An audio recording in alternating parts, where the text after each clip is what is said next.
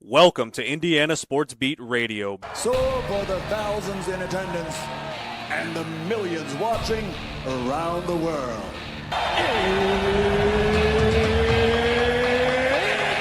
Time! Three on the way. Oh! It went in! It went in! And Indiana wins the ball game! Know your role and shut your mouth, you jabroni! Float game for the win! Ayler's gone.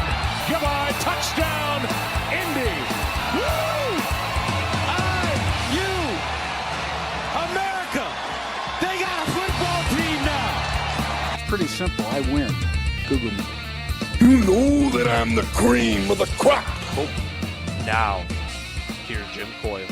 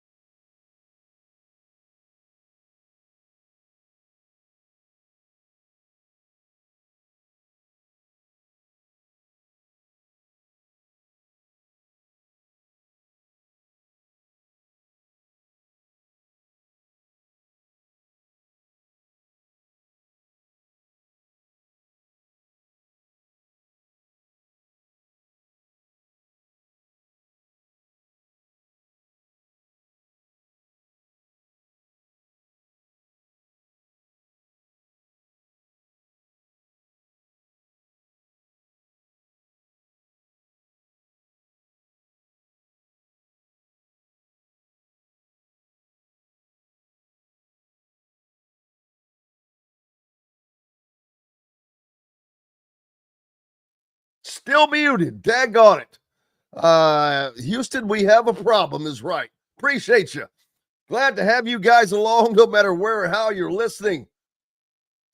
Finally, whether it's on one of our great radio station affiliates like 97.7 ESPN, The Ref in Evansville, always the right call, or up in the region, on the voice of the region, in Hammond and all of Chicago on 1380 not 1380 The Fan. That's in Fort Wayne on Fort Wayne's only sports station. But WJOB is the voice of the region. 12:30 a.m., 104.7 FM. Glad to have you along, no matter where or how. Whether it's on social media, if you are, please hit the like and subscribe buttons. Glad to have you. Hope you're enjoying this unbelievably beautiful day. But we've had so many of those. We have been so fortunate with this weather.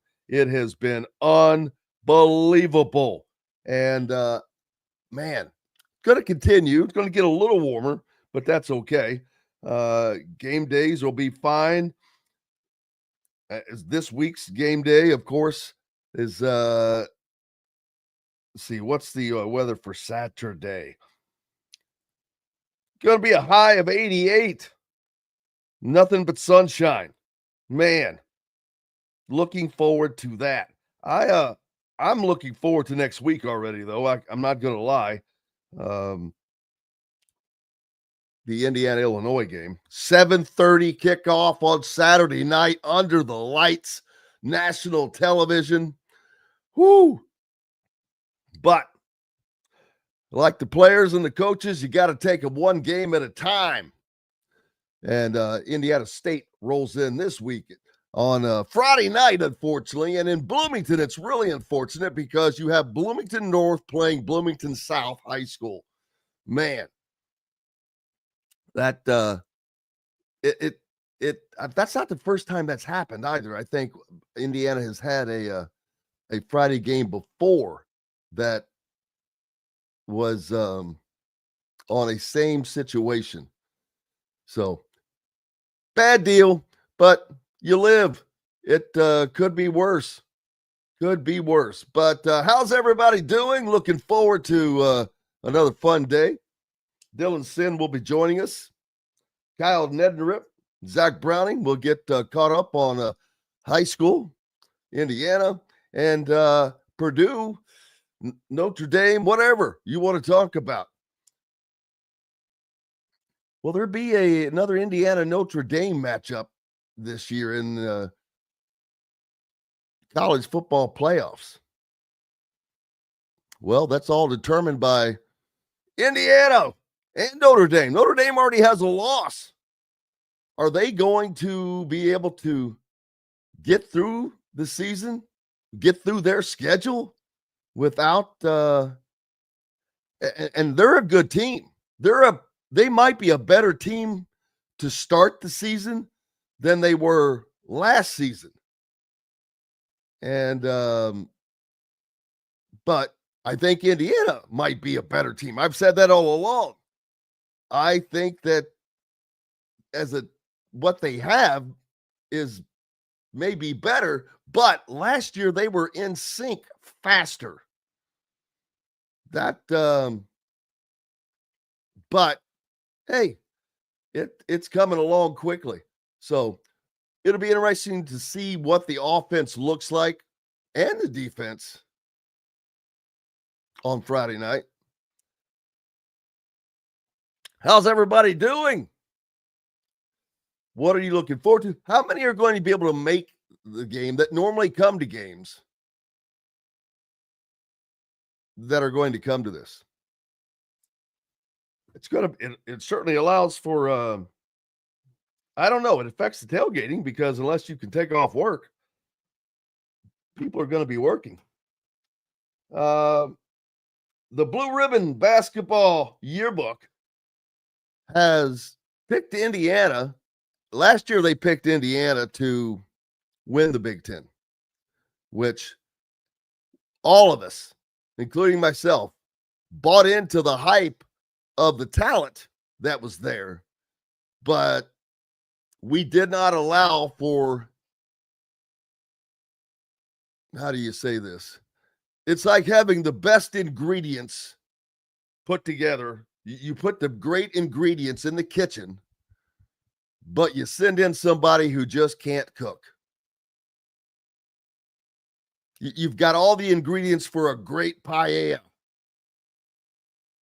but they just can't cook. If you don't put the ingredients together the right way, it doesn't work. And that's exactly what Indiana basketball had last year. This year, Blue Ribbon is picking them to finish 9th. It's ironic. They may not have the quote-unquote talent that it appeared to have last season, but they're in much better hands. They're in the hands of a chef now. So a chef can take less and make more. A chef can go into a kitchen and take basic ingredients and create something kind of nice. That's what I expect to see. That is what I am expecting from IU basketball and Darren DeVries. He knows what he's doing. He knows what he wants. He knows what he needs to get out of the players that he has. And his talent level is going to continue to rise. We've talked about that with Kurt Signetti. The talent level on that side will continue to rise as recruiting continues to grow. 9th is a possibility. The Big Ten is going to be rough. Michigan and Purdue already so strong. Illinois, Michigan State, UCLA. Who's going to climb up below that? I mean, that top 5, it's pretty solid. Now, the next 5, there's going to be some room. So, be very interesting. Chef DeVries, there you go. How'd you like that analogy? Just thought of that. I think it's a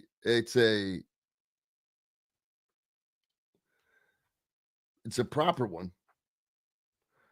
I think it works. You agree? Yes. It looks like the decision for Lewis Moore has not come out yet. I don't think, has it? It comes today. I don't think it's come this just yet, but looking forward to that. I don't see how he loses, to be honest with you. I said that in the beginning. There's just too many precedents already set. And we'll talk about that when Dylan joins us, as well as Zach. High school football this weekend goes to week 4. 4. That's crazy. I guess I missed it, but he's been awarded 2 more weeks. We'll talk about that. Yeah, exactly. Andy, you say it best. Lewis Moore granted 2 more games, which puts him good through the Illinois game. They keep kicking the can down the road. Yeah, I agree with that.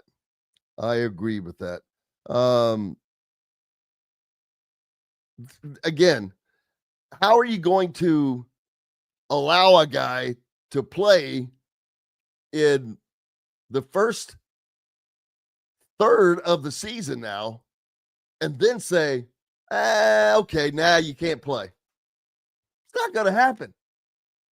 It's just not going to happen. It is nut. It's a nutty thing. It is crazy. I agree with you, Mike. Shenanigans. It is nuts, but it is what it is. I mean, why they're doing it that way, it's a little crazy, but you just have to accept it. Yeah, that came out earlier than I expected, but so Lewis Moore will be in there for the showdown with Illinois. His attorney, Brian Lawton, and NCAA's attorney, Taylor Askew, have mutually agreed to push back his hearing to no earlier than September 24th. We'll talk more about this when Dylan Sinn joins us from the Fort Wayne Journal-Gazette, and he'll join us right after these messages. Glad to have you. We're back right after this. Andy Moore Honda is Bloomington's #1 Honda dealer for a reason. Buy a new Honda and get a 3-month break from car payments. That's right, no payments for 90 days. That includes the all-new, all-electric Honda Prologue, and you get it for just 0.9% financing. Or the 2024 Honda Ridgeline Black Edition or the Honda Accord LX, both for just 1.9% financing. Get more to your door from AndyMooreHonda.com, Bloomington's #1 Honda dealer and your best place for new and used vehicles. If you're looking for a new home in the Indianapolis area, you need Cheryl Sizemore from Brick and Ivy Realty. Cheryl Sizemore has over 2 decades of experience, and that could be the difference in getting the home you want in today's tough housing market. Reach out to Cheryl at CherylSizemooreSells@gmail.com or 317-701-0838. That's 317-701-0838. Let Cheryl Sizemore sell or find your new home today. Huddle up, football fans. Tailgate season is here, and nobody gets you ready for game day like Academy Sports and Outdoors. Swing by your local Academy store or shop online at academy.com to find everything you need, from grills to jerseys and more. Be a watch party legend with gear from top brands like Nike and Under Armour, all at unbeatable prices every day. With 8 Academy stores across Indiana, including our Bloomington location, fun can't lose, and neither can you. Gear up today at Academy Sports and Outdoors. Zach Browning here to tell you about an offer you simply can't pass up. If you're looking for the best coverage of Indiana football and basketball, which includes recruiting, weekly chats, podcasts, as well as access to the best national team out there, then look no further than thehoosier.com. The best part, it's just $1 for the first week. Oh, and did I mention that you get a full year of access to The Athletic when you sign up? You can't beat the coverage, and you can't beat the deal. So head over to thehoosier.com today and sign up for just $1. It'll be the best decision you ever made. Welcome back, Indiana Sports Beat Radio here on this Wednesday. Looking forward to talking to Dylan Sinn when he joins us here in just a second. We were talking about Lewis Moore as how he was granted 2 more games, I guess you would say. Dylan Sinn from the Fort Wayne Journal-Gazette. How are you, brother? I'm good. Thanks for having me on, as always, Jim. Always a pleasure. Talking, of course, about Lewis Moore and the unique situation now. I was wondering how he was granted 2 more weeks already when the decision was supposed to come later today. So I was a little surprised to see that, but it was because of a mutual agreement between the attorneys, which, again, how on God's green earth does anybody expect to allow a player to play a third of the season and then say, oh, okay, no, you're not eligible? I just don't see that happening. Yeah. I don't know exactly what the plan is here. I think the agreement they came to is related to discovery that that Lewis Moore's lawyers are trying to get from the NCAA, because the NCAA is basically saying that you shouldn't have filed this lawsuit in Texas. You should have filed it in Indiana. And Lewis Moore's attorneys are saying, no, you guys do business in Texas, right? Therefore it's perfectly acceptable. Yeah, and so they're basically saying you are also, the NCAA does business in Texas, so it's totally fine for us to do for us to file the lawsuit there. The judge basically said, all right, you can get information from the NCAA on what kind of business they do in Texas, and I'll make a ruling on whether to dismiss it on those grounds. And so I think the NCAA needs more time for that discovery process. I think that that's kind of what happened here, and so. He is now eligible for the games against Indiana State and against Illinois. And so then he'll play 4 games. I guess the idea from the NCAA might be, you get 4 games just like any other guy who redshirts, but you don't get the full season. Maybe that's what they'll argue at the next hearing. But the hearing has been pushed back from today. It was supposed to be today, and it is pushed back to September 24th. So 2 weeks from today. And it's possible that Lewis Moore's lawyers are trying to just kick this can down the road until the end of the season.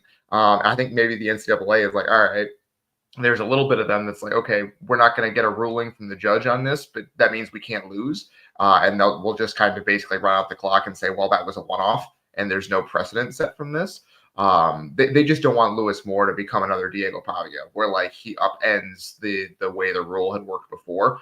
And so if he plays the whole season, but the judge never actually makes a ruling on whether that's allowed, then it might be one of those things where it's kind of a one-off and he doesn't become a precedent-setting guy.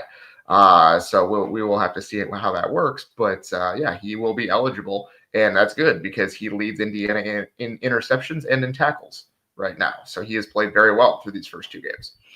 Not only that, he's one of only 4 players in the country to have an interception in every game his team has played.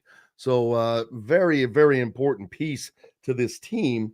And I just, with all that's gone on, obviously, I am not a lawyer. I don't even think I need to say that. But all of the precedents that are out there, Dylan, of players that are in their 6th, 7th. Have there been people that have made it 8 years? Oh yeah, because of injuries. Yeah, absolutely. There was a guy last year playing for Miami who was in his 9th year, I believe. Oh my God! Now that's beyond crazy. And just because of that, I just don't see how they've already said, well, it's okay to go outside of because the argument is the 5-year window. I don't see how they can even argue that now when they've already allowed that on their own premise, on their own. Oh, well, this is okay for this. Well, it's okay for this. Well, why is it not okay for that? Because they changed the rules after that was done, allowing the JUCO years to not be counted. So that was changed after the 5-year thing was already in place. So I think that's going to be. I think that's the argument that they'll win. But again, what the hell do I know? We shall see. But a very important piece because Indiana's defense is just continuing to come together, and that would be a major blow to him, to the team. Well, no, he'll still get paid. They'll pay him regardless, I think. It would be amazing. Really, I mean, what are you going to do? But I think it would just be a major blow to Indiana. But and the NCAA has won some things here recently. They have usually they lose everything when they go to court, but they have been doing a little better in certain things. But this one is not. I'm like, yeah, I don't see this being a great argument.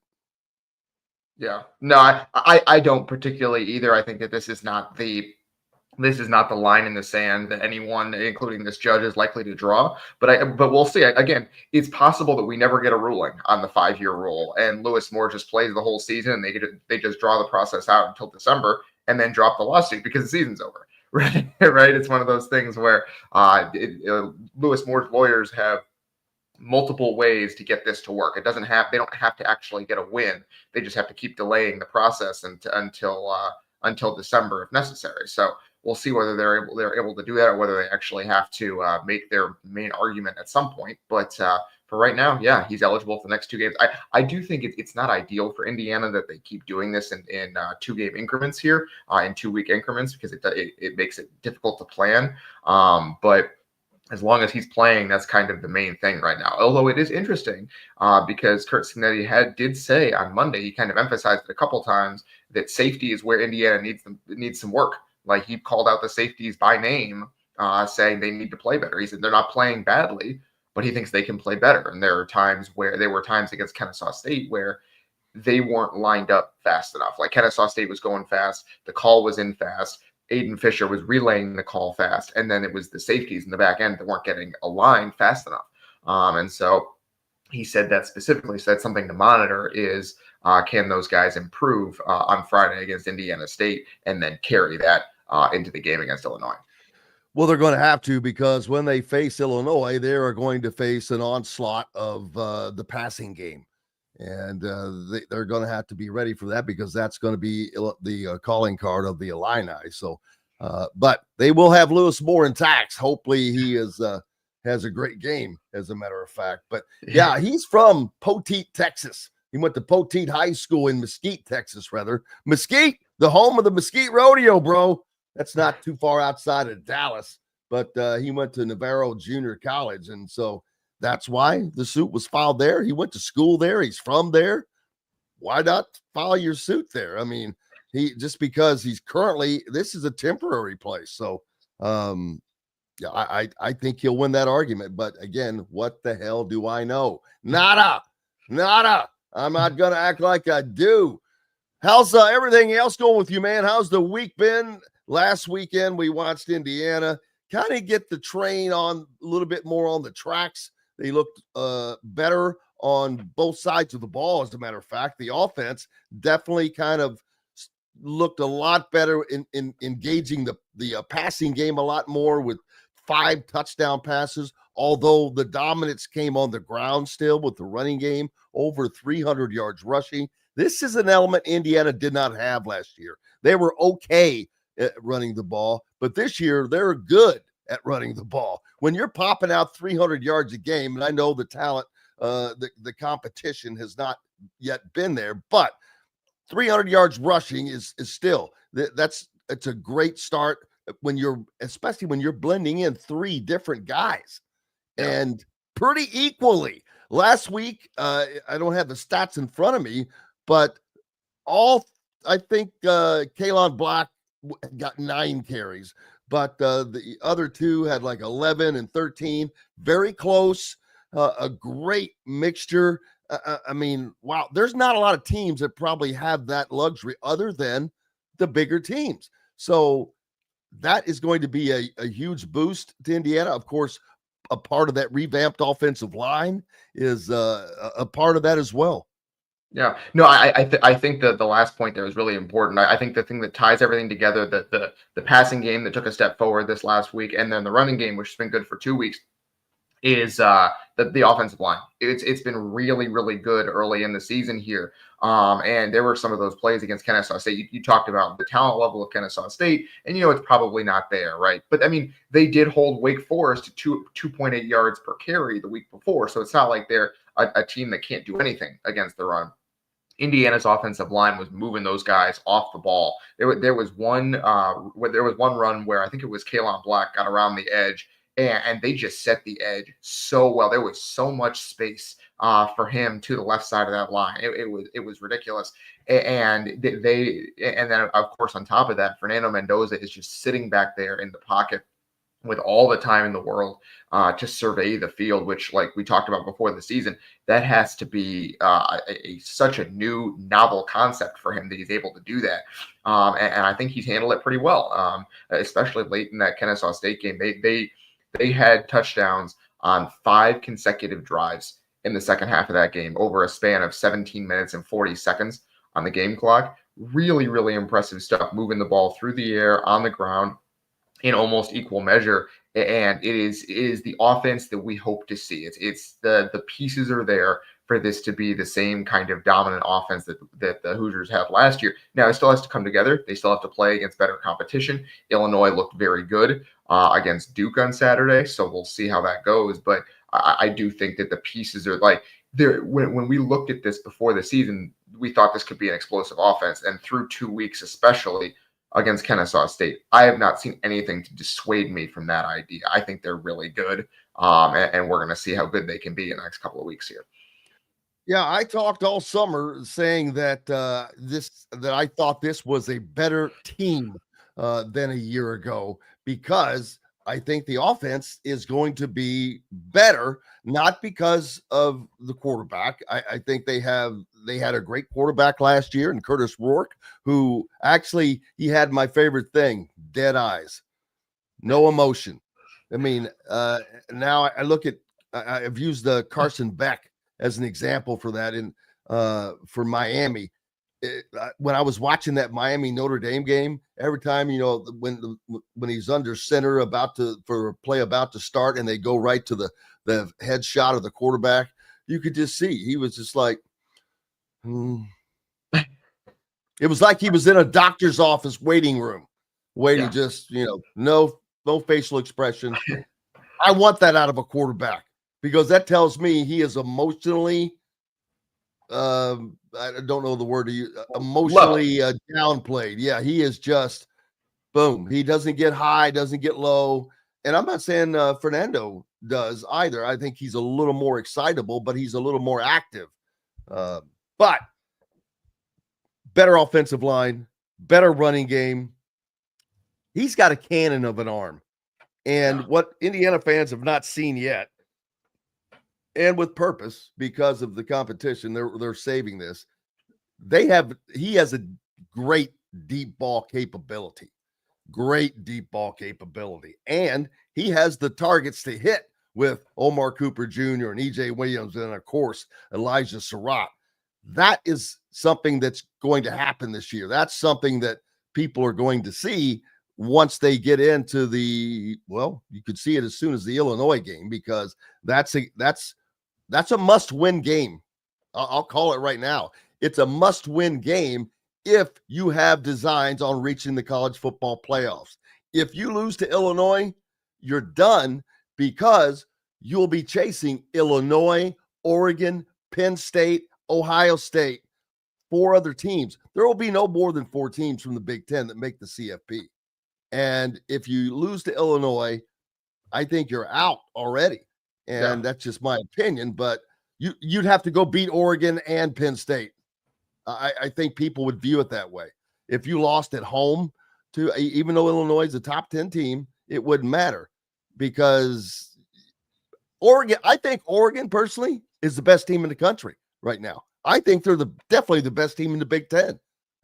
I think that they would beat Ohio State on a neutral field. I think they would beat Penn State on a neutral field. I just think they're already electric. Dan Lanning, he is amazing.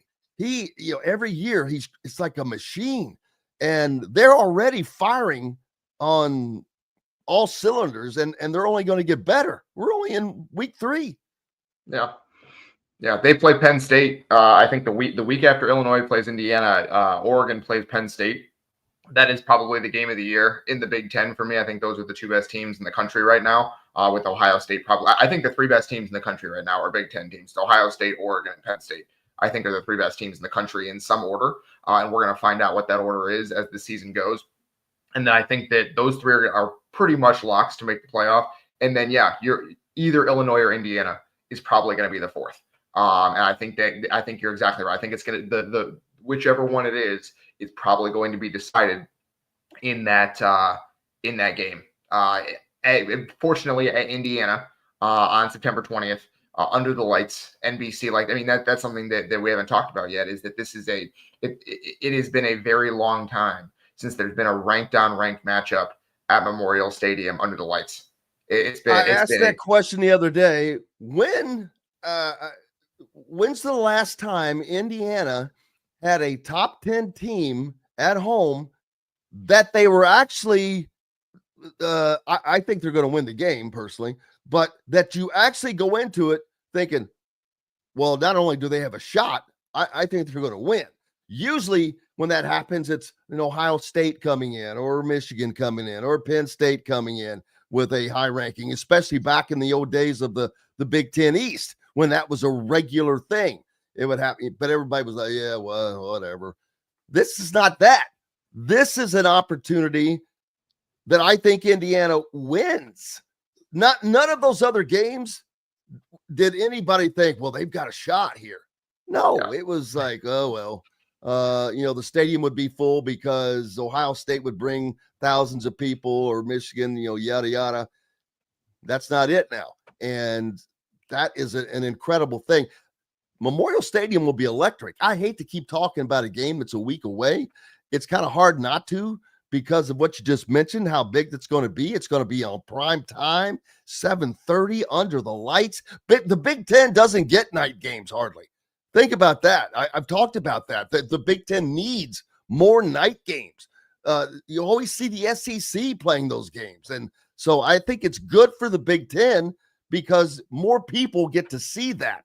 And if you can go on prime time and not only you're playing in a top 10 matchup, if you win that game, that will change the minds of a lot of people. And because I'd say the majority of whether it's pundits or whatever, right now, they view Indiana still with some old Indiana stigma. And then they add in they didn't have a great schedule last year. That kind of plays in. Not the case this year, so it doesn't matter. You're playing a top 10 team right off the bat. Then you have to go on the road to play Iowa. Very, very tough place to play. Then you've got to go on the road at Oregon. So, there's no talk of schedule this year, but you got to keep the main thing, and that's Indiana State coming up next. We've got to take a break. The great Dylan Sinn from the Fort Wayne Journal-Gazette is with us.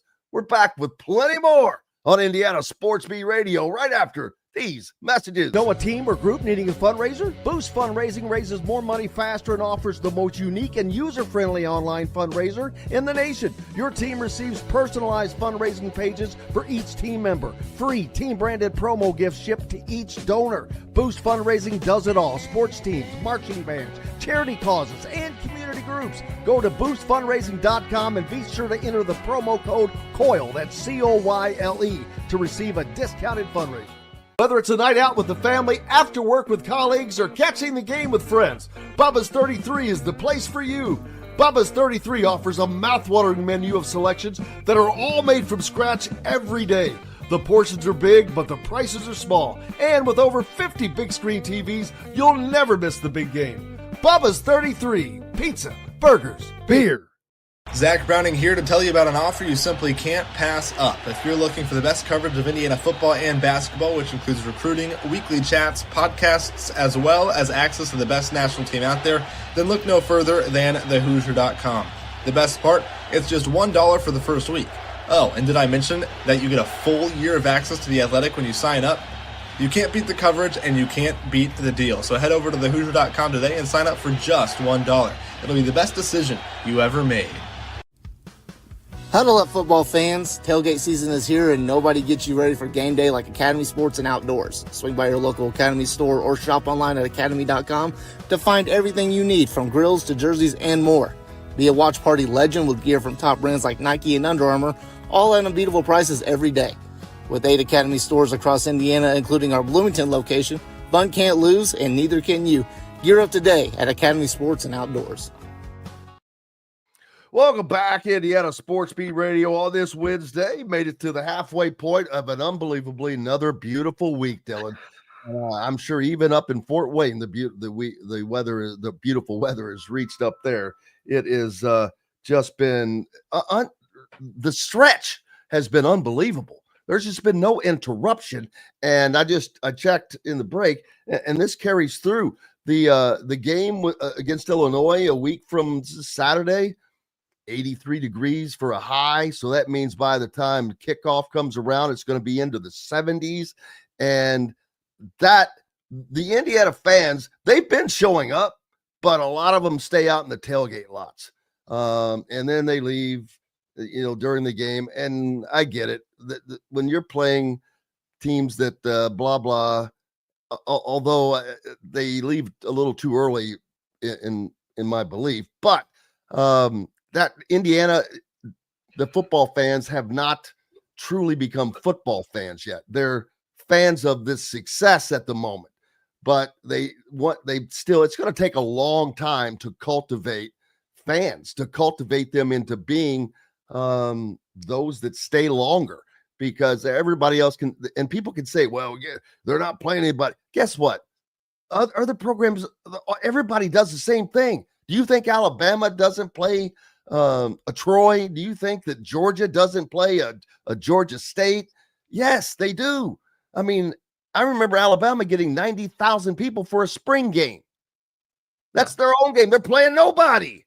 So, but yeah, it's going to take a while. And I get that. Now, will that be the case against Illinois? No.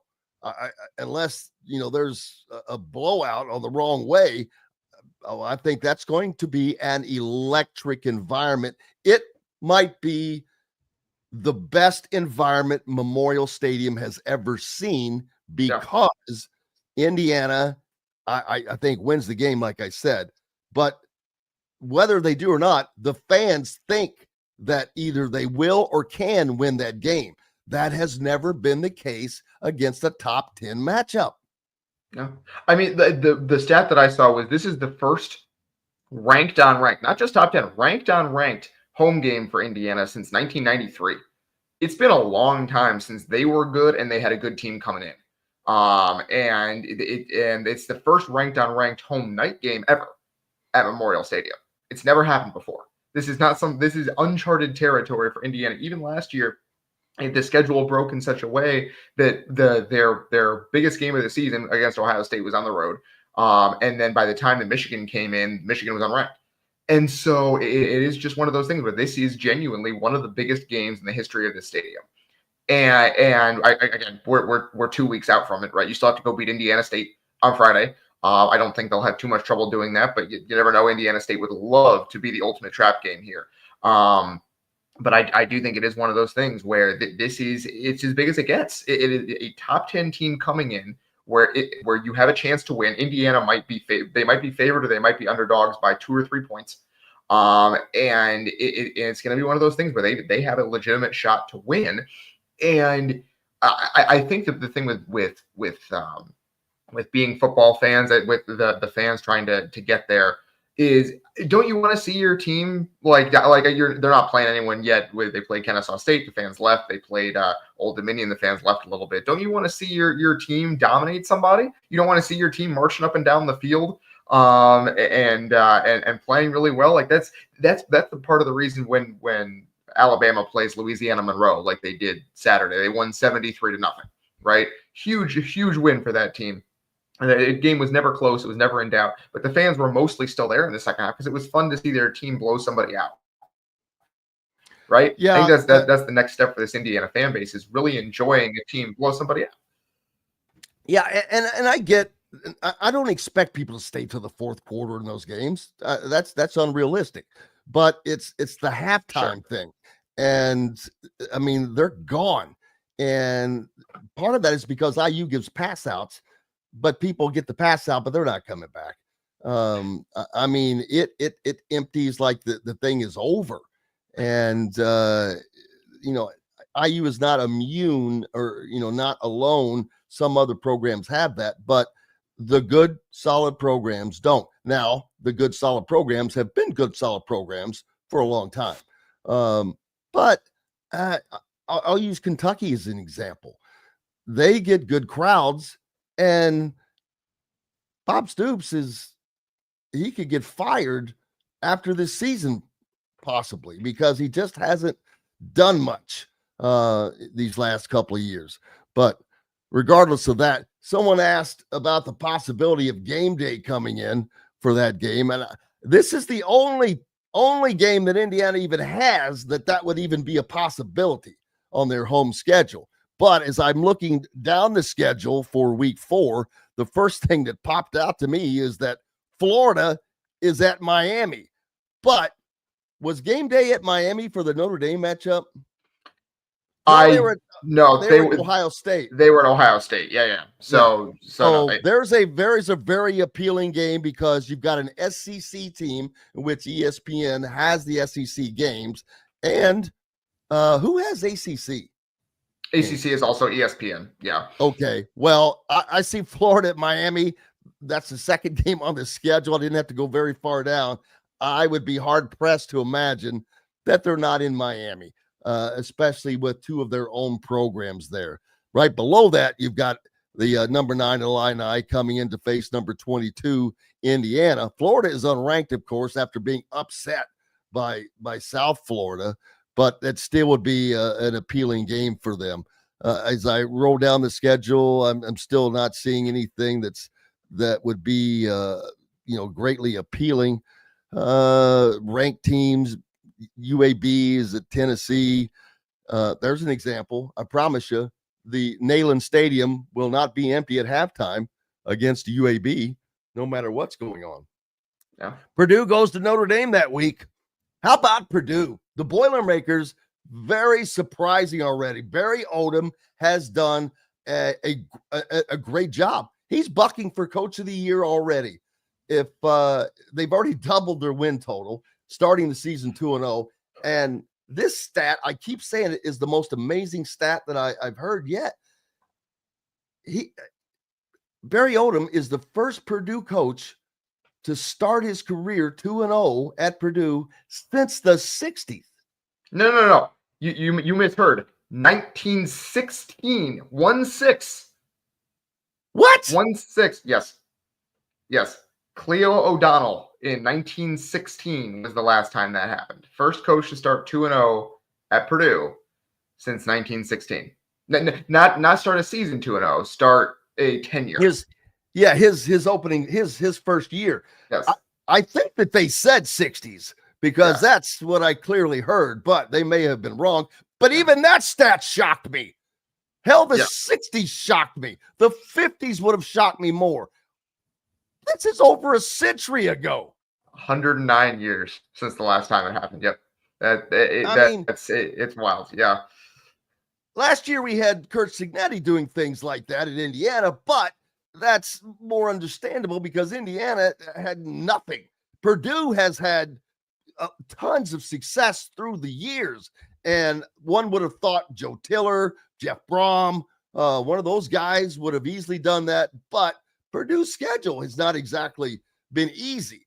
A lot of times during the Tiller era, they opened up with Notre Dame. They still play Notre Dame, and it's usually earlier in the year, so that plays a part into that. But still, very shocking stat, man. Yeah, and now absolutely. I'm even more shocked. Yeah, and they have USC coming to West Lafayette this week.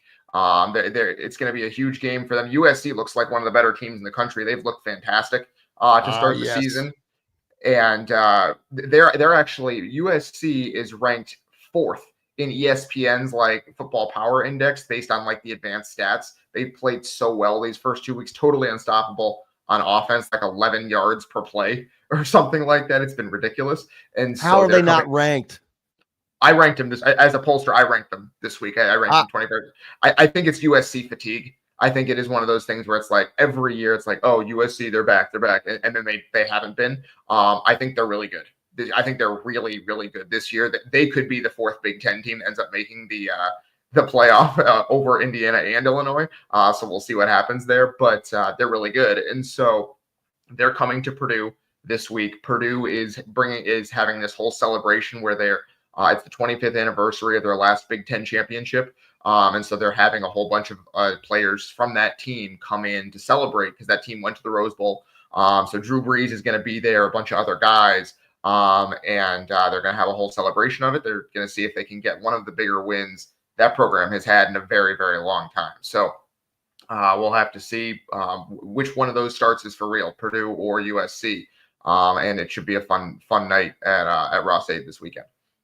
Yeah, USC is one of those teams that I'm surprised is not ranked because I agree with you. They are very good. Lincoln Riley has a lot of pressure on him because they have not been USC, but this is a year to look out. There could be, they could be a team that goes in and upsets people. The travel is what is going to be not an issue, but when they have to travel back east, and I'm sure they have to do it multiple times, that is going to be the hard part. Not against, and I'm not saying that playing at Purdue won't be a challenge. It will be because Purdue is way better. But I believe that they're just a superior team right now, and it's going to be interesting to see as their season progresses how that goes.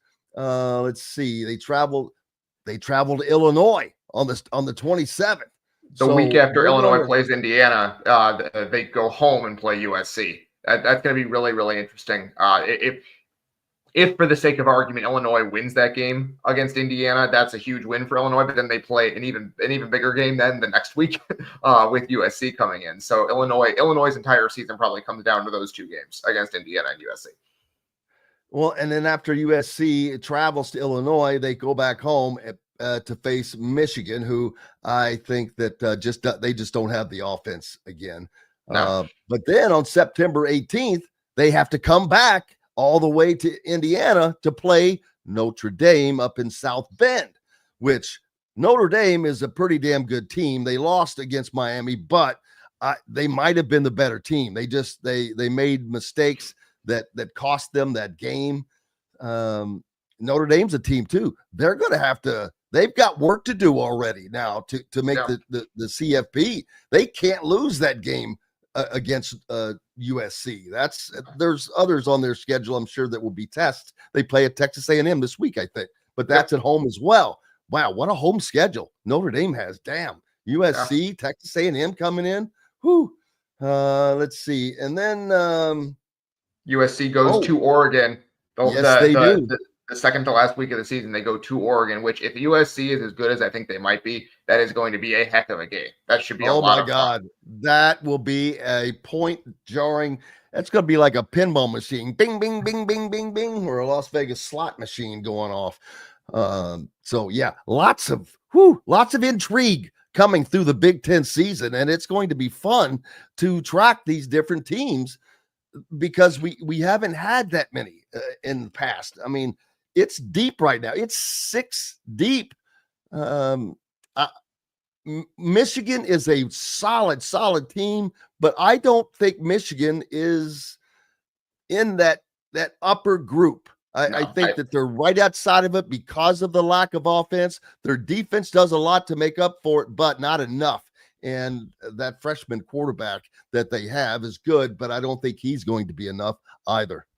Yeah, I saw that game against Oklahoma on Saturday night, and I do think that they're going to be limited by their offense. I think for Michigan's reputation is being able to kind of run over people with the ground game, but their offensive line, they've had some injuries to it this year, and it's just not very good especially compared to what they've had in the last couple of years. So I think they're probably going to go somewhere around 8-4. I think they'll probably finish 7th or 8th in the Big Ten. I think it's the top 6 of the teams we're really talking about here.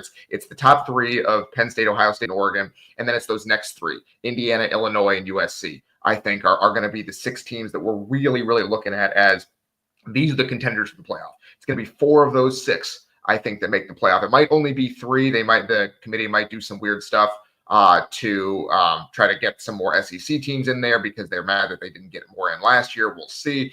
But depending on how things shake out, I think it'll be 4 teams from the Big Ten in the playoff. And that means probably one of Indiana, USC, Illinois. It's going to be those 3 teams fighting for that last spot. and Illinois' got to play both of them. So we'll see. If Illinois is really as good as they want to believe they are, they will have their chance to prove it when they play those two games, and then everything else that happens after that will be probably gravy for them. But if they win those games against Indiana and against USC, they'll be in.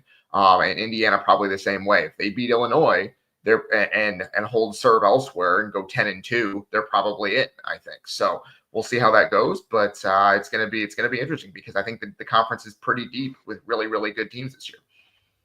It definitely is deeper. It's not as deep as the SEC, but it is definitely a deeper team. What's up next for you, man? Yeah, I'll be. I got a doubleheader this week for college football. I'll be in Bloomington on Friday night, and then I'll be in South Bend for Notre Dame, Texas A&M on Saturday night. So really looking forward to that. Those are, especially Notre Dame, huge game for them. Must win, like you said. After that loss to Miami, it's basically their season is this game. And so we'll see how that goes. But I'm looking forward to both of those games this weekend. Good weekend of college football. Absolutely. Dylan Sinn from the Fort Wayne Journal-Gazette. Make sure you're giving him a follow and keeping up with all of his content as he covers triple K. He's the Triple Crown winner, man. He covers the Hoosiers, he covers the Boilers, as well as the Fighting Irish of Notre Dame. Purdue, man, very, like I said, if Barry Odom can win 5 games, which I think that they might, he might be bucking for Coach of the Year. That's definitely a surprising turnaround for the Boilers. And that game at the end of the year when Indiana has to go to Purdue, that's going to be more difficult than I think people think, because Purdue will be jacked. But if Indiana is where that they need to be, they should be okay. We'll see. Yeah, Rob Ryan is on the USC staff. That's a crazy thing. We'll talk about that later. But appreciate you as always, my friend. Absolutely, Jim. Thanks for having me on, as always.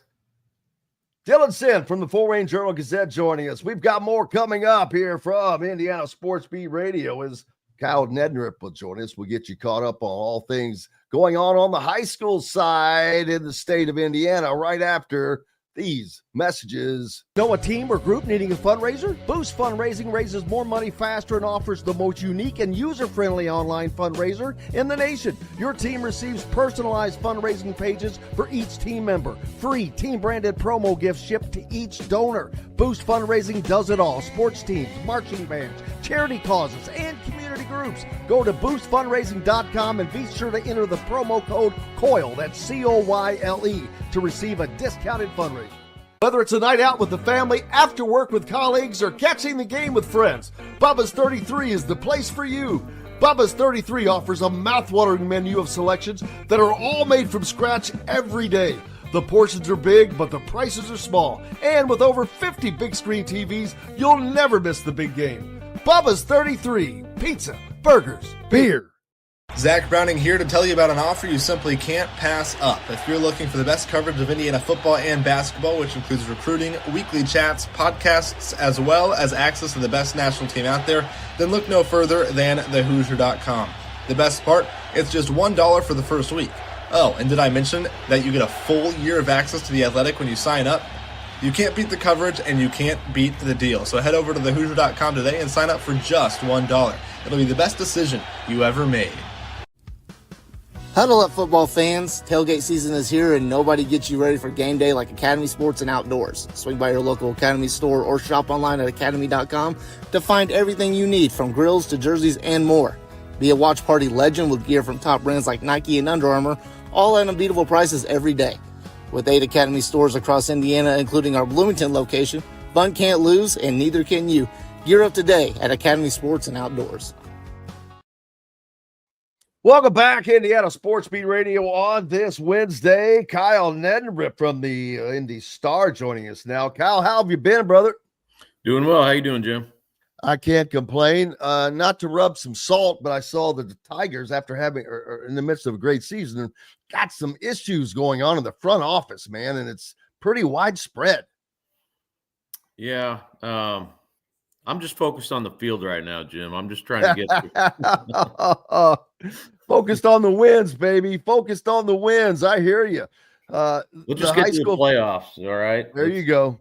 That's it. It doesn't it suck. You've waited so long to get back to that, and then goofy stuff like that happens, and it's a shame, but it is what it is. The high school season, man, rolling along. Week 4 already in high school football, deep, almost to the halfway point of the regular season. It seems crazy, but I was talking to some coaches about that. It's just like once the ball kicks off, it's just such a fast season. And I was out at Fisher's last night. They have the Mudsock game against HSC this week. That's always a huge rivalry game. It's probably the best crowd, or one of the top 5 crowds in the state every year, at least I would say, if not the best. And it's a fun week. It's the Fishers, HSC, they play in other sports during the week as well, volleyball, soccer, and all that. And it's a really fun week, but then it's over so fast. And, they may play each other again, but, I was talking to the Fishers coach just about, they have the offense over to his house this week,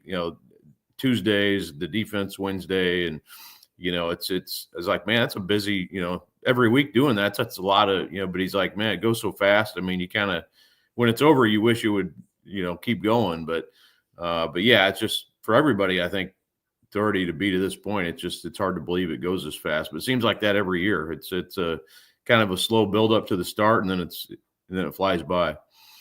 Absolutely. This weekend, another round of great games and great talent. What's the big deal going on this weekend? Well, probably start with that HSC Fishers game, the Mudsock game. Last year, Fishers beat them twice. It's very likely they could play again in the sectional, either the first or second game of the sectional. So, potentially the first of 2 meetings between them. Fishers won both games last year. They flipped the script a little bit. HSC had been kind of in command of that series, won a lot of, heartbreaking games for Fishers, but Fishers kind of, won 2 games last year by a total of 5 points. John Anthony Hall, who's now at Stanford, is, he was a big part of those wins. He's gone now, but Fishers has a really good quarterback, Gage Sturgill, who's a Western Illinois commit. One of the best quarterbacks in the area. He got hurt halfway through last year, but he's turned it around or got healthy again. I shouldn't say turned it around. He had a great year last year. He just didn't play a lot because of the shoulder injury. So he's back. They've got some really good skill position guys. HSC has Terry Walker, who's going to Duke, is their quarterback. And again, both teams it's kind of interesting. Neither team is like huge up front. They don't have a lot of big linemen like some of these other 6A teams do, but the skill positions are very good on both sides. And I think it'll be a fun game. Some of the other games, Cathedral plays Chittard at Butler. That's always a fun rivalry. It goes back to, the long time. They basically play every year against each other. Very rare they don't play each other. That's always kind of a heated game. Warren Central hosts, they're at Lawrence Central.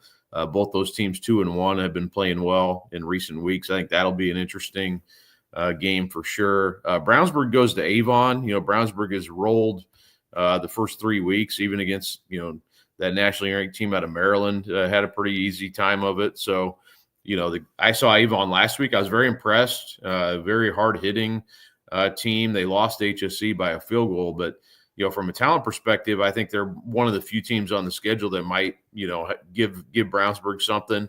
I still like Brownsburg to win, but I think rivalry game. You never know in those type of games what could happen. So that'll be interesting game at the very least. And then the other, or at least one of the other big ones, I would say, is Carmel goes to Louisville Trinity. And Kevin Wright, he coached at Trinity for 1 year back in I think it was 1999. So, there's some history there. And obviously Kevin coached at Carmel against Trinity for several years as well. But that's a huge test. Carmel going on the road to Trinity, they're always one of the best teams in the Midwest, if not the country. So that'll be a difficult game. But, Trinity lost last week to Moeller by a field goal. So, no crime in that for sure. But I think we'll find out more about Carmel on Friday and how they perform in that game at Trinity. That is a matchup of longtime powers.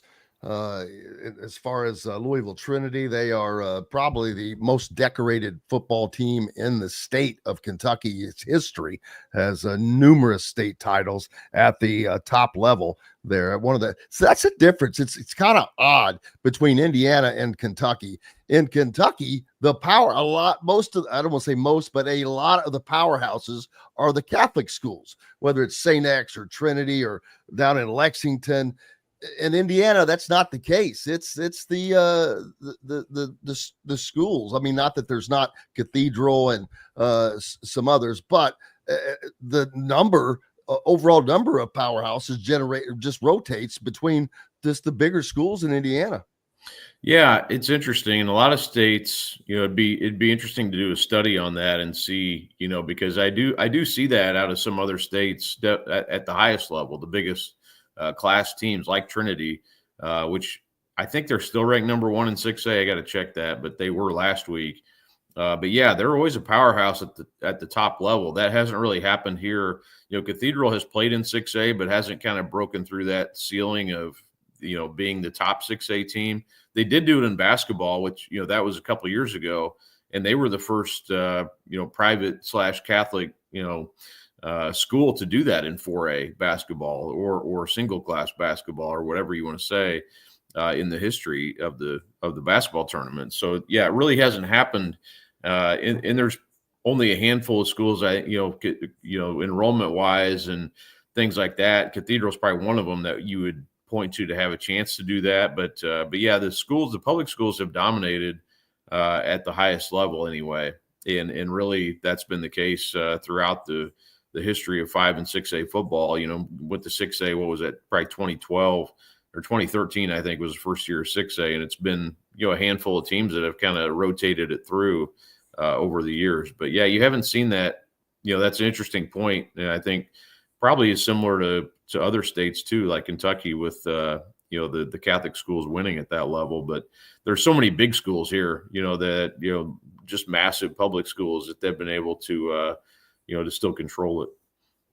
Yeah, but it's fun to watch because every year it's not always the same teams that dominate in Indiana, and that's always a great thing to see. You want to see flavor, you want to see difference, and that's something that Indiana offers at the highest level, which a lot of times that's hard to do. I remember when I was in high school, and then after that, Columbus East ruled the Hoosier Hills Conference. 12, I don't know if that's where it stopped, but I know they won it for like 12 straight damn years. They were just this powerhouse in our class that it was just, you could get there, but you just couldn't get past them. And Bill Stafford probably was a major reason for that. I don't think he's there any longer, and Columbus East is not kind of the power they were. But then again, I think it's become harder to be that power with more classes. I think there are more classes now. Back then, hell, when I was in high school, there were only 3. Mm-hmm. Now there's 6. So they've really diluted it, and it makes a huge difference. Yeah, Bob Gaddis, kind of kept it going there at Columbus East for a long time, and then he retired a few years ago, and they kept it rolling forever. It seemed like, and then they've fallen off a little bit here in recent years, but yeah, I think it's good. 6A has kind of been a rotation of Ben Davis, Center Grove, Carmel, Warren Central, and then Brownsburg punched through last year. So now you got Brownsburg, Westfield, some of those other teams. So 6A is a lot of fun because you don't have teams just steamrolling everybody. Now, occasionally you do, Ben Davis a couple years ago, but even they had to, once you get to the tournament, man, there's going to be one game at least, probably multiple games where, it's going to come down to the wire. You're not just going to roll over everybody. And we'll see what happens with Brownsburg. I would assume there's going to be games on their schedule where it doesn't come so easy. Maybe it's this week, maybe it's not. But at some point, certainly in the tournament, they're going to be challenged in a different type of way. So, we'll see what happens. But yeah, 6A's, I think it's the best. You'd be hard pressed for me to find a state that's got, this sort of balance that we have here and just the high level of football we have in 6A. And there's the other classes have great teams too. I'm not knocking it, but it seems like the balance and the, just kind of that talent and athletes, it's just a different level than I would put it up against a lot of states. And a lot of great games on the docket for this weekend. You mentioned number 1 Brownsburg at Avon. That is just going to be that will be a tremendous game to watch. Number 13, Ben Davis. I guess it depends on the rankings you're looking at. Ben Davis is at Cedar Grove, who ranked number 2 on the list I'm looking at. Carmel at Trinity, you mentioned. Lawrence North at North Central. Hamilton Southeastern at Fishers. North Vernon, New Palestine. Tons of really good games this weekend. Indianapolis Bishop Chittard at Cathedral. Chittard is 3-0. Cathedral's 1-2 right now. Yeah, and Cathedral's record's always misleading. I mean, they lost to Cincinnati St. Xavier last week. They played Brownsburg, so they're not, they don't duck anybody. They're always, the record will never indicate kind of how good they really are. They have struggled on offense a little bit. They did run the ball pretty well last week against St. Xavier, but couldn't finish off drives, couldn't complete a whole lot of passes. So we'll see what happens against Chittard. Yeah, Chittard doesn't, they haven't won a lot in this series recently, but it's a game where 2 years ago they did beat them, and you would have thought, I was at the game. They actually finished on a Saturday morning. It was that weird night where the storms came through, and they finished at Chittard on Saturday morning, and Chittard came back and beat them. And it was like a state championship for Chittard. That rivalry means a lot, So a lot of these games this week are kind of rivalry games, that even the New Pal Mount Vernon game, that's a boundary rail game that they, it's a conference game, but two teams that are close to each other. So a lot of good rivalry games on the schedule this week that, kind of go beyond the normal, just getting a win. It's sort of neighbors versus neighbors, and HSE Fishers. A lot of those kids grew up going to school together. The Fishers quarterback told me yesterday, he's like, yeah, it's like playing against brothers, in some way. So those games always mean a little bit more. Yeah, and so many games this week of ranked teams that I've already mentioned. Warren Central at Lawrence Central, even. East Central goes to Franklin County, and Zionsville takes on Franklin Central. Fort Wayne Bishop Dwenger goes to Carroll.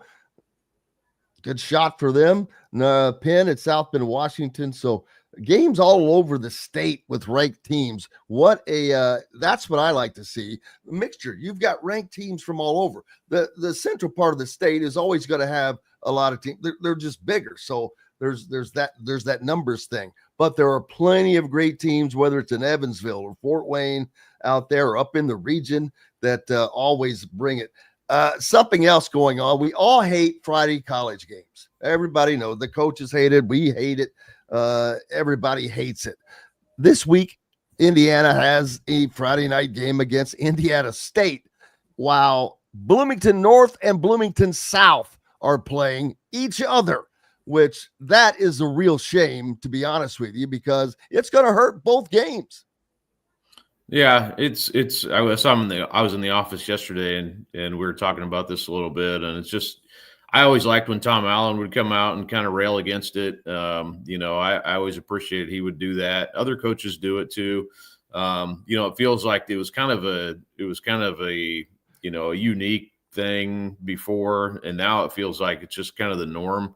And it kind of shows you again, like, if you ever question who's running college football, the TV networks are running it. So you look at Michigan State plays, I don't know when the game is, but they play at USC. It's 11 p.m. Our time. Michigan State will play at USC. I mean, how much sense does that make? It just, so if you ever wonder, like, who's making these decisions, it's all based on television, all the playoff decisions, all the, it's the TV networks basically run all of college football. Unfortunately, they need like a commissioner to run out, for the best interest of and it would still be tied into money and TV, but, I don't know what sense, the conference being so spread out is a whole nother topic, but the Friday night football is, I think we've passed the point of it ever going back. But yeah, what if, there's players who probably want to visit IU again, or, and they'll have chances to do that, but you're not going to visit on Friday night. You got a game. So you're not going to have high school players, there'll be no visits unless they're off this week or play, potentially play Thursday or Saturday. But I don't think any games in our state are on Thursday or Saturday this week. So you won't have any recruits from Indiana at that game, which, is kind of silly when you only have a handful of home games every year. But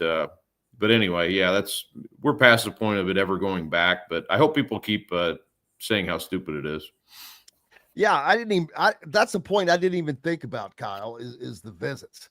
And that hurts the players' opportunities. They only have so much. Their schedule only allows for so much. If they have an away game or whatever, or however it works, it's not a good thing. I always wonder, should Bloomington North and South have rescheduled the game, but they don't care. I don't think. It's like, it sucks, but what do you want us to do? High school plays on Friday nights. We're not going to bow down because they're playing. I mean, it is what it is, and it will definitely affect both places, but that doesn't matter about what's going on the field. And I know that the teams are, hey, we got to focus on the game, and we can't worry about any outside noise, whatever it is. Yeah, and that's the hard thing to me, and this may be a case where, you do consider it because I use playing at home, but, the hard thing, when I go to games, the Friday night crowds, even for basketball or other sports, the Friday night crowds are so much better because kids are in school, they're thinking about it that day. There's pep rallies, so you have the build up to Friday night, which keeps you kids, get off work, you could go straight to it or whatever.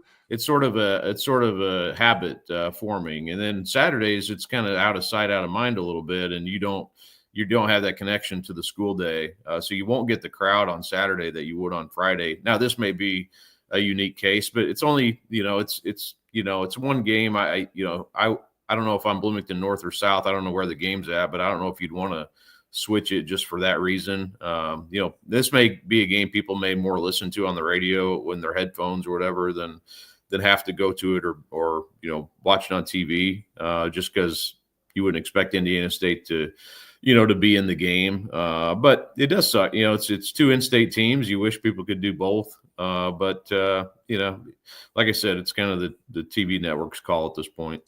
Yeah, I think it hurts Indiana more than it does the high school because of the very reason. I think that people are going to look at it. For those that are splitting, it's like, they're playing Indiana State. They're going to crush them. They always do. So, I'll wait. The Illinois game's coming, so I'll wait a week, yada, yada. And this is a big game. It's the biggest game of the year for these two teams as far as rivalry goes. And so parents and all of that, it's just a loss all the way around. But, man, appreciate it as always. Hope you have a great rest of your week and enjoy your weekend. Will do. I'll have we'll have all the coverage at IndyStar.com. I'll have HSC Fishers on Friday, so should be a fun game. And of course, we'll have all of it covered at IndyStar. Make sure you're following Kyle Neddenriep and be a subscriber to the IndyStar. Keep local papers alive, man. We got to have them. Appreciate you, brother. You bet. Thanks, Jim. Absolutely. Hey, we've got more coming up here on Indiana Sports Beat Radio. Zach Browning will join us a little bit later. We'll get the lowdown on what Indiana's got going and how their week and preparation is going. We'll talk about the Pick'ems. Man, it's a tough week, tough schedule of games there for the Pick'ems, and not looking forward to that. But what are you going to do? We've got more coming up. We're back with it right after these messages. Know a team or group needing a fundraiser? Boost Fundraising raises more money faster and offers the most unique and user-friendly online fundraiser in the nation. Your team receives personalized fundraising pages for each team member. Free team-branded promo gifts shipped to each donor. Boost Fundraising does it all. Sports teams, marching bands, charity causes, and community groups. Go to boostfundraising.com and be sure to enter the promo code COYLE, that's COYLE, to receive a discounted fundraiser. Whether it's a night out with the family, after work with colleagues, or catching the game with friends, Bubba's 33 is the place for you. Bubba's 33 offers a mouthwatering menu of selections that are all made from scratch every day. The portions are big, but the prices are small. And with over 50 big screen TVs, you'll never miss the big game. Bubba's 33, pizza, burgers, beer. Zach Browning here to tell you about an offer you simply can't pass up. If you're looking for the best coverage of Indiana football and basketball, which includes recruiting, weekly chats, podcasts, as well as access to the best national team out there, then look no further than thehoosier.com. The best part, it's just $1 for the first week. Oh, and did I mention that you get a full year of access to The Athletic when you sign up? You can't beat the coverage, and you can't beat the deal. So head over to thehoosier.com today and sign up for just $1. It'll be the best decision you ever made. Huddle up, football fans. Tailgate season is here, and nobody gets you ready for game day like Academy Sports and Outdoors. Swing by your local Academy store or shop online at academy.com to find everything you need, from grills to jerseys and more. Be a watch party legend with gear from top brands like Nike and Under Armour, all at unbeatable prices every day. With 8 Academy stores across Indiana, including our Bloomington location, fun can't lose, and neither can you. Gear up today at Academy Sports and Outdoors. Welcome back, Indiana Sports Beat Radio on this Wednesday. You have made it through the halfway point. Glad to have you, no matter where or how you're listening. We appreciate you. I hope that your day is going well, and looking forward to this weekend. Anybody out there that has to make a decision between football, and think about the people that live, further away, like Fort Wayne or Evansville, that generally come to IU games. That's going to be a big deciding factor. But I know some people that are coming down from Fort Wayne that don't have to worry about it. They're still coming down to tailgate. Greg and Kate, the Rock, they're making the trip. So there's plenty others as well. So it'll have an impact. There's no doubt, but it is what it is. And so you just got to focus on what's going on the field, and that is Indiana versus Indiana State. And we'll talk about that when Zach joins us. The Big Ten is just top heavy right now. There are more better teams this year. You've got, of course, Ohio State. You've got Penn State. You've got Oregon. Then I don't know if it's Indiana or USC. I'll be honest with you. USC's looking pretty damn good. And as Dylan said, they're going to be fighting for that to be one of those 4 teams in the CFP. And I think they have a shot at it. You've got Indiana that's going to be battling. And it's going to be interesting for the other teams' schedules, like Penn State or Ohio State. What happens if they lose to games that they need to win? I'm just hard pressed to think that the CFP, if it's equal, that they'll take Indiana over one of those 2 teams, even if they have a very, very similar season. If all things are equal, they'll take the bigger brand. Believe you me, they will take. If Penn State is 10-2 and Indiana is 10-2, they'll take Penn State.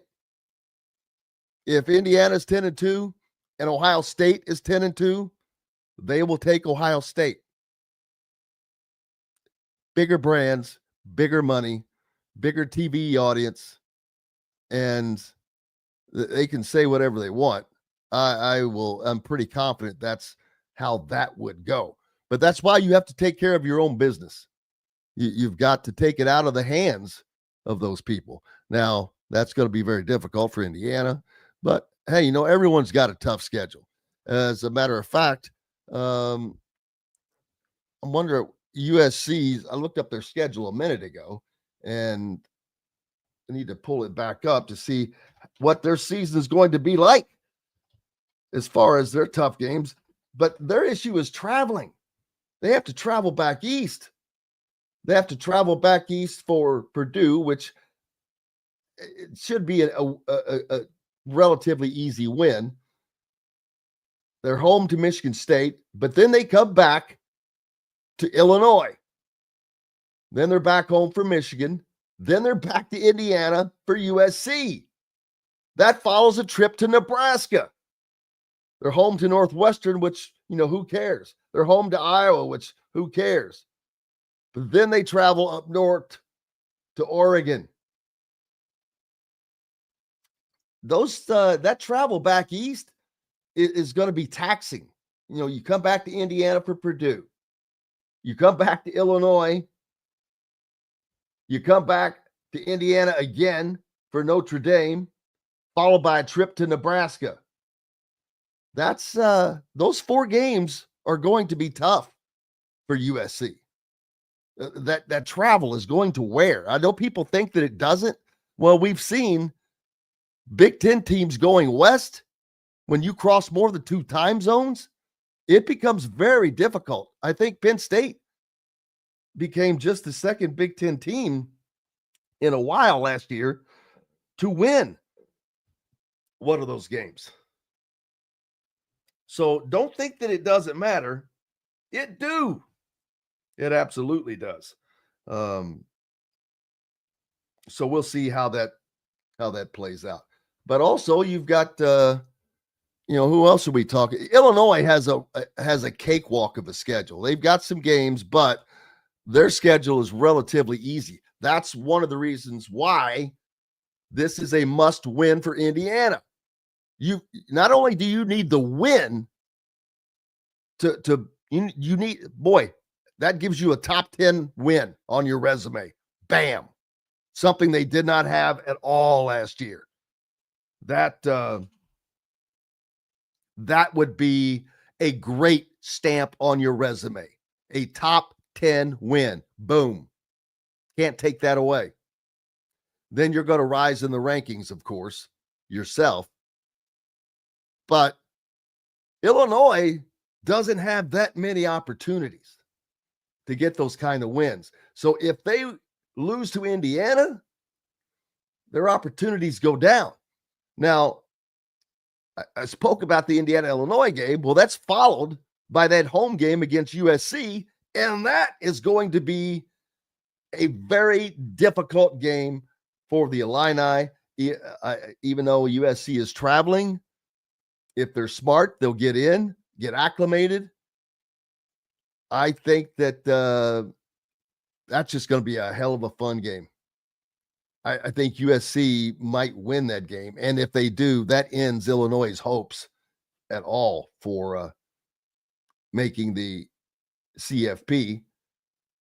They play after that, not right after that, but they have a game against Ohio State. And that is the only game of substance on the remainder of their schedule. They play Indiana, USC, and Ohio State. Those are their 3 quote unquote opportunities for quality wins. You lose to Indiana, I think they lose to USC, and I think they lose to Ohio State, even though 2 of those 3 are on at home. We'll see, but that's just my thoughts at the moment. But Indiana needs that because it's a game. Boy, you got to knock people down a few pegs. So winning that game against Illinois will help them not knock them down a rung, keep starting to elevate Indiana. And Indiana has an advantage over USC right now, and they don't play. So Indiana is already ranked. If they can get that win over a top 10 team, that is going to really boost them in the rankings. USC will finally make it into the rankings after they get another win, in my opinion, as this week at Purdue. I think once they beat Purdue, then they'll be 3-0 and they will be ranked in the top 25 next week. I'm pretty solid about that. But Indiana is going to be far ahead of them. And then how it plays out after that, then it becomes a little bit of a ping pong game. And USC having that Oregon game at the last game of the year, that'll be a tough one. And they have to go to Notre Dame. So, it's a game, man. It's a game of slots and who's where. Interesting to watch as this season progresses. Illinois, Indiana, and USC are the 3 teams. I'm not talking about Michigan and I probably should, but I just don't think Michigan is going to have the offense. Now, they're going to win some games because of their defense. Great defense does great things. It allows opportunities that you normally don't always get. David asked, how high will IU jump in the rankings if they beat Illinois? Well, that's dependent upon what happens in front of them. They're not going to jump people that win, they're not going to just be catapulted because, hey, it's Indiana. And unless Indiana were to just wipe Illinois, they're going to move up probably 5, maybe 6 spots. But it's also dependent on what happens to the teams in front of them. Who loses? And if there's a team that loses, do they fall enough for Indiana to move in front of them? So Andrew thinks that Indiana and Illinois should swap places if they win. Well, that would seem to be the way it goes, but unfortunately, that's not how it happens. I talked yesterday about a voter I saw that said, "Well, I already had this team in the rankings, so that's why I did rank this team above them." That makes no sense. It's who's better? What's the better team? But that's just my take on that. We'll see how that works out. But hey, everything's in Indiana's hands. Everything's in everybody's hands. Eric asking if there's a chance that Washington has a good team this year. Illinois has to go there right after Ohio State, and Washington is only a few spots below Illinois in the FPI. Washington is good. They're one of those teams, I haven't talked about them. I should. Kind of forgot about them. Good point, Eric. Washington does have a good team this year.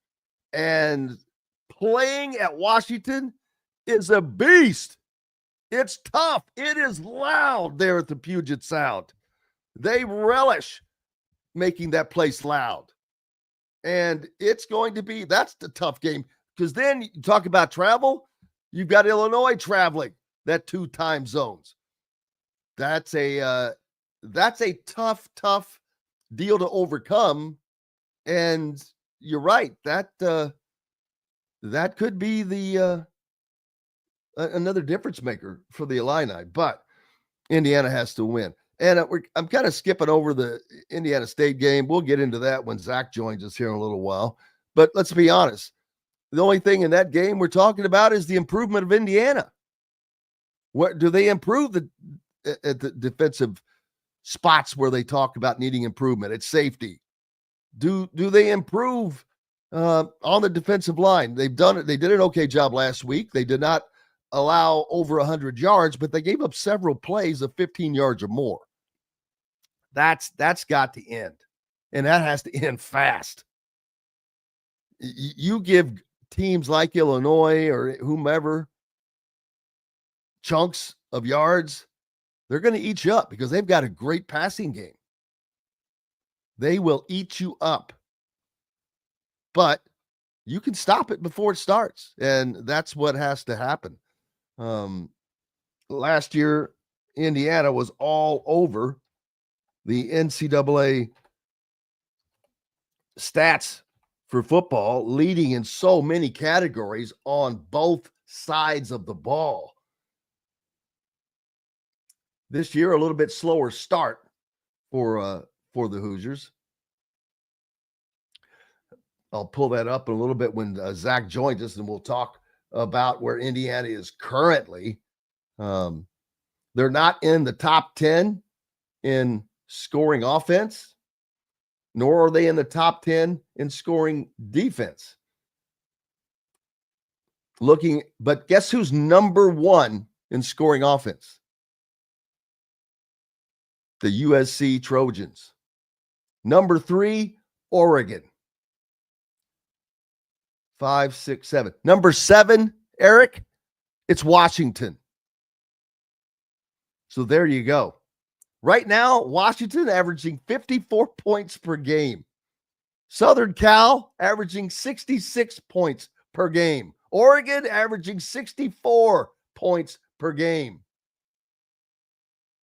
Now, on the defensive side, wow, BYU 1.5.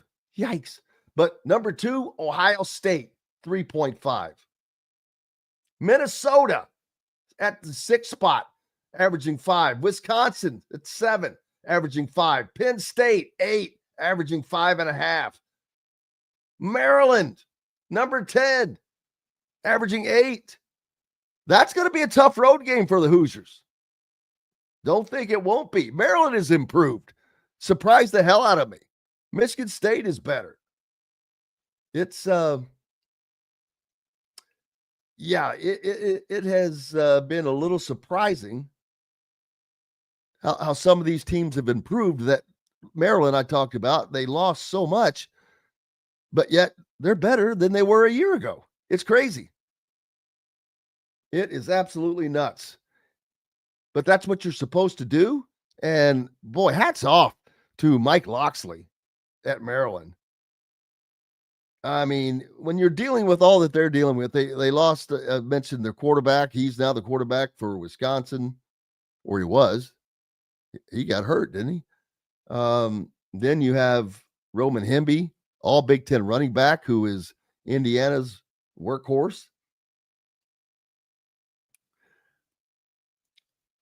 So that's where we are. Indiana's going to have to kind of bump themselves up on the stat lines, and we'll see how that goes throughout the season.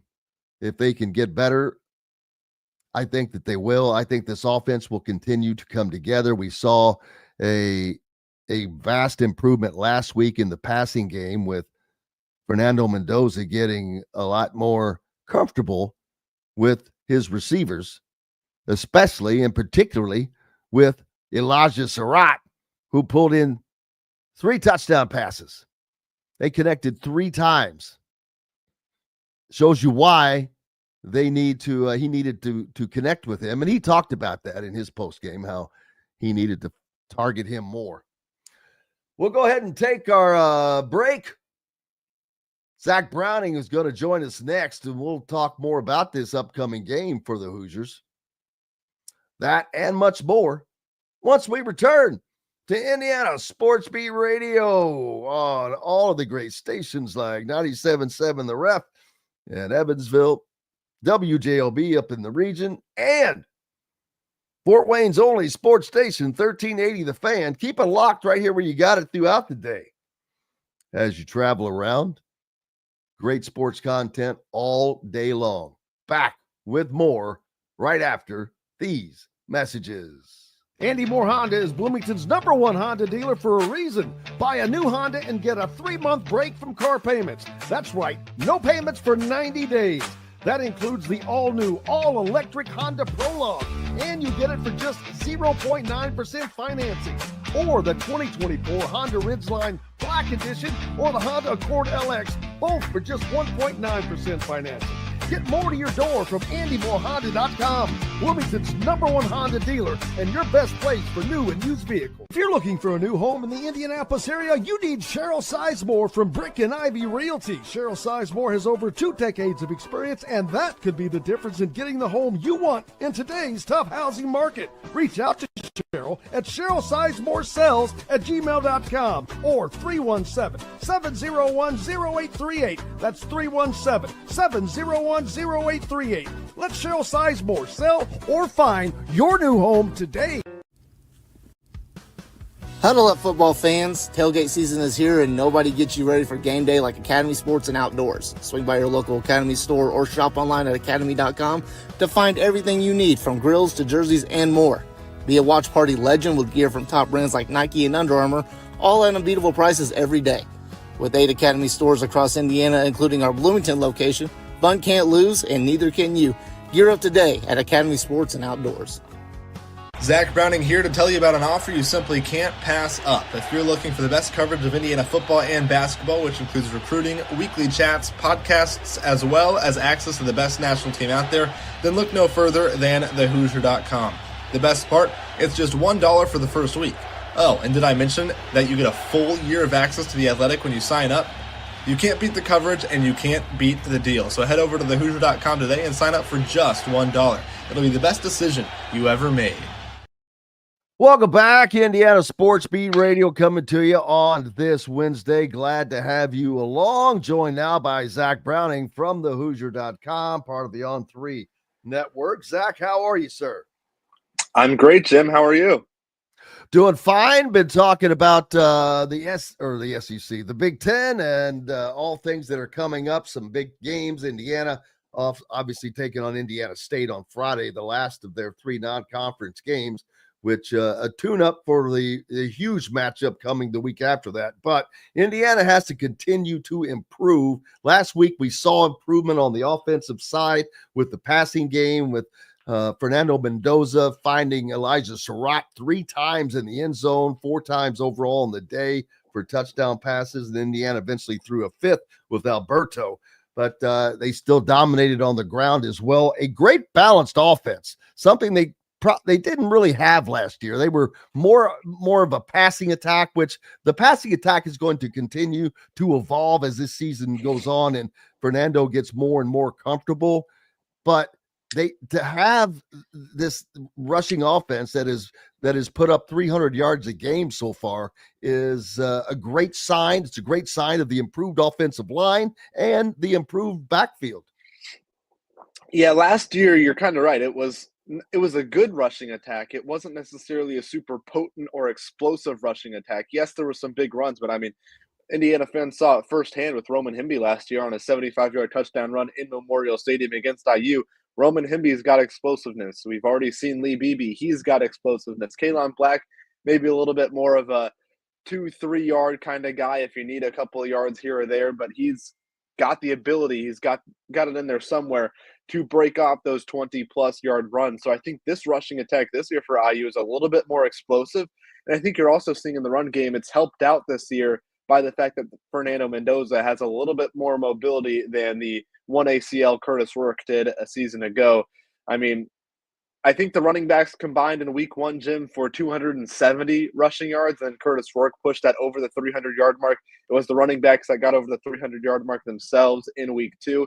But I think you're starting to see it all kind of come together. And obviously Indiana's still not really showing too much as far as the creativity and the kind of exotic looks offensively. They're trying to really hold that. I mean, you don't really need to show off those exotic schemes and looks during the first 3 weeks of non-conference. But I think this Indiana offense, again, we've been talking about it all fall, really.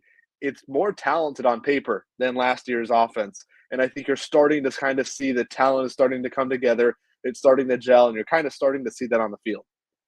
Absolutely. And they will definitely need to do that. As I said, a huge game looming. Last year, Indiana's schedule could not have been set up any better unless the coach did it.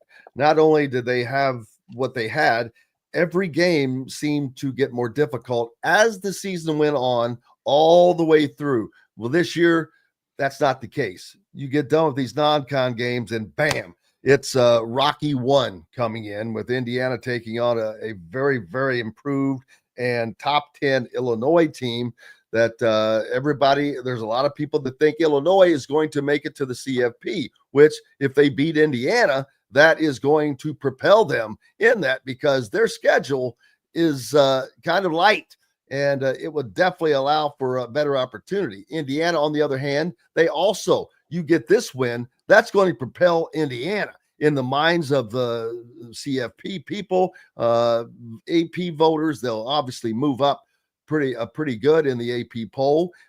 And I mention that because USC probably not getting the attention they deserve or the credit they deserve. They're number 1 in the country in scoring offense at 66 points a game. And that's not because they're playing Georgia Southern every week. While they are playing lesser talent, they look together already. And usually, like we saw Indiana, they are a work in progress that has gotten much, much better. And I think will end up being extraordinarily potent. USC is already potent. Yeah, USC is an interesting case too because Jaden Mayava has been really fantastic. He's been one of the more surprising quarterbacks in the conference. But going back to that Illinois and this Illinois IU game, this is probably the most important game on the calendar for both of these two teams because of what you mentioned. If you're Illinois, the only other difficult game you have on their schedule, the only other ranked team you play is Ohio State. probably not going to win that game. Ohio State is Ohio State. They might run the table in the Big Ten. They're looking like they're a favorite potentially for another college football playoff national title. But if you're Illinois and you lose this Indiana game, that means you go into the Ohio State game, meaning if you lose that game too, so if Illinois loses both to Ohio State and Indiana, they would have no ranked wins. They're 10-2. I'm not sure a 2-loss Illinois team gets into the college football playoff with their best win of the season being against a Wisconsin team that maybe makes a bowl game this year. So that's why this game's important for Illinois. If you're Indiana, it's kind of obvious. This is a game you need. You need to probably win this game. You need to probably beat Iowa the week after because at Oregon, at Penn State, not that Indiana can't win those games. It's just the likelihood of Indiana winning those games are much, much, much slimmer than winning a home game against Illinois and going to an Iowa team that hasn't been as good to start the year. So that's why this game is so important for both of these two teams because it's a more winnable game than some of the other games left on their schedule. And you realistically, both of these two teams probably need this one if they want to make a college football playoff.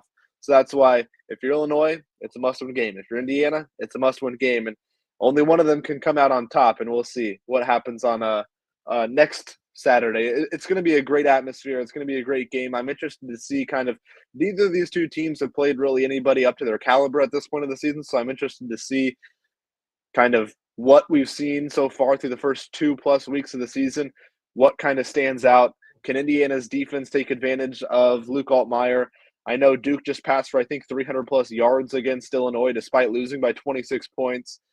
So what can Indiana's passing attack do there? It'll be a great game for sure. Yeah, and Indiana has that ability to do just that, but they also have that running game to back it up. And I think that is going to be a difference maker for the game against Illinois.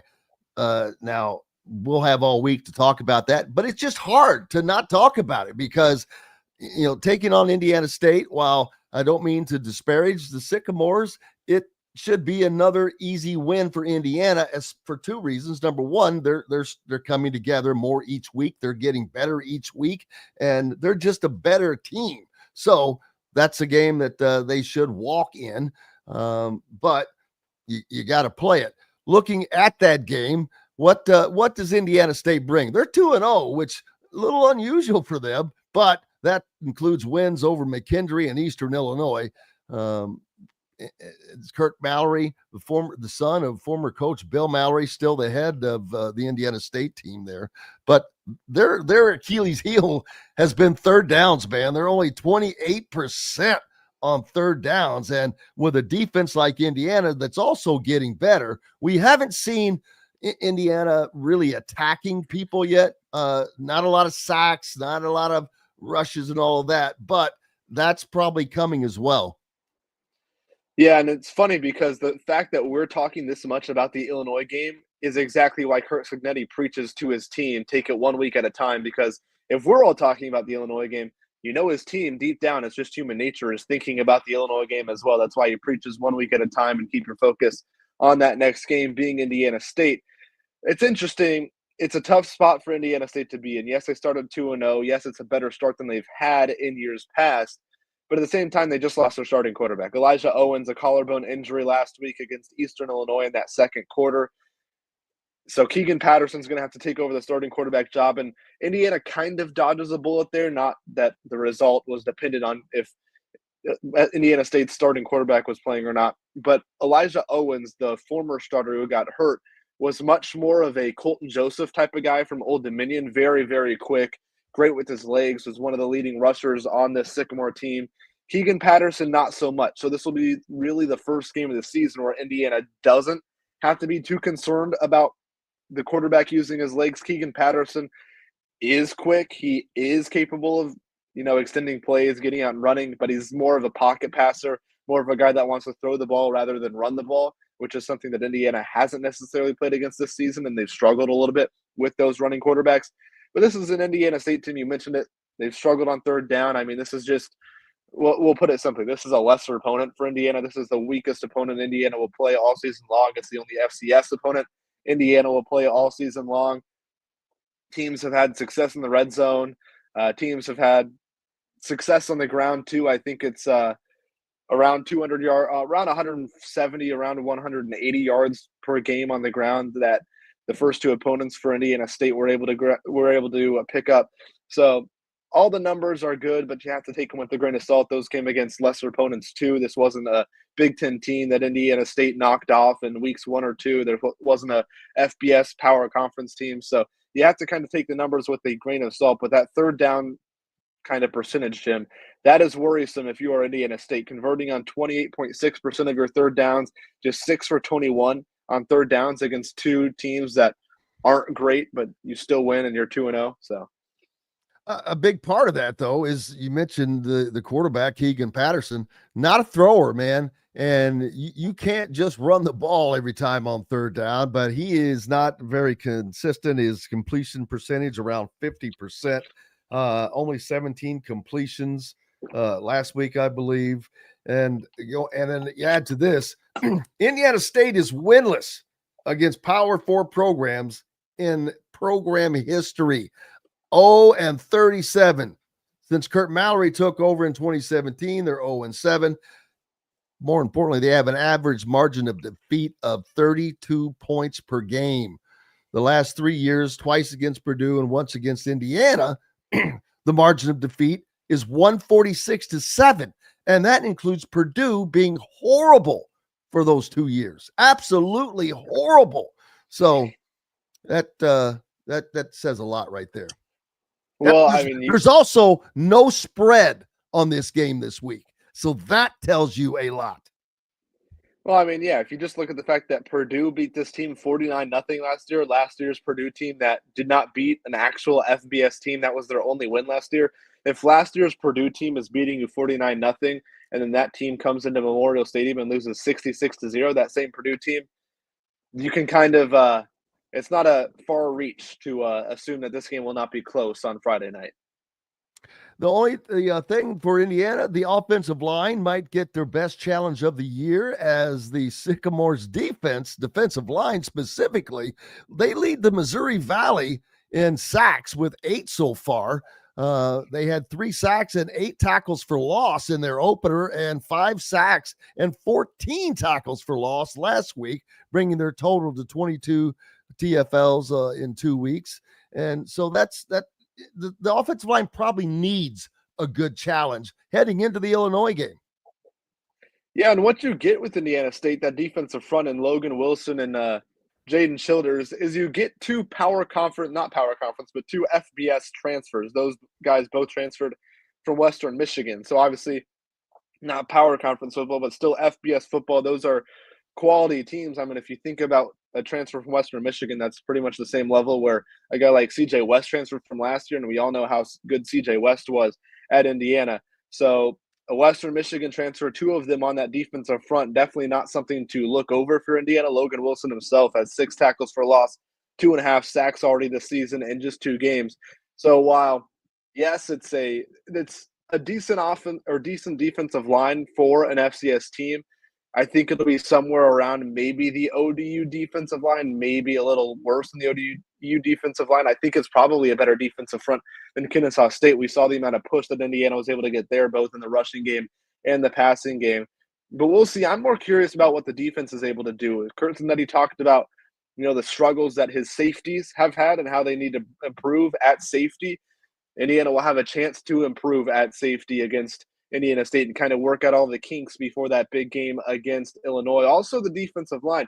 Mikhail Kamara picked up his first sack in week 2 against Kennesaw State, but he hasn't been the disruptive guy that I think he wanted to be, and I think Indiana fans were expecting him to be. And obviously, it's a little bit more difficult to rack up sacks when you're playing a quarterback that can escape the pocket like Indiana did in the first 2 weeks. So we'll see if Mikhail Kamara can kind of wreak havoc on Friday night. I'm expecting him to have a big game. And he also didn't have quite as much help as he did a year ago. The line's still improving and getting to that point. So, yeah, I agree with that as well. And we'll see how that goes. Plenty of good games coming up, and the Hoosiers will have opportunities to get done what they need to get done, as their schedule becomes very challenging after this non-conference game. So getting through that unscathed is of the utmost importance, but most importantly is to improve on both sides of the ball. Lewis Moore, a big part of that defense, one of only 4 players in the country that has an interception in each game. So we'll see how it goes. Zach, hope all's well, brother, and you enjoy your weekend. Appreciate you as always. Yep, thanks for having me, Jim. Always happy to be here.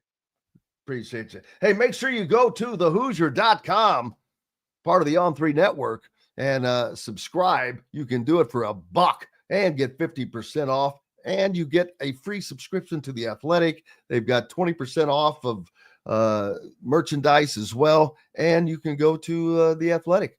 Appreciate you, brother. Thanks, Jim. Zach Browning from thehoosier.com. That's going to wrap it up for us today. Can't thank each and everybody enough. Dylan Sinn, Cal Neddenriep, Zach Browning. Most importantly, thanks to each and every one of you. Keep it locked where you got it throughout the day. We're back tomorrow to do it again. Until then, I'm Jim Coyle. I will see you on the radio. Thanks for listening to Indiana Sports Beat Radio. Be sure to subscribe to our YouTube page for more clips and team coverage of Indiana basketball, football, and more. You can also find full episodes and tons of other content on thehoosier.com. We'll see you next time for another edition of Indiana Sports Beat Radio.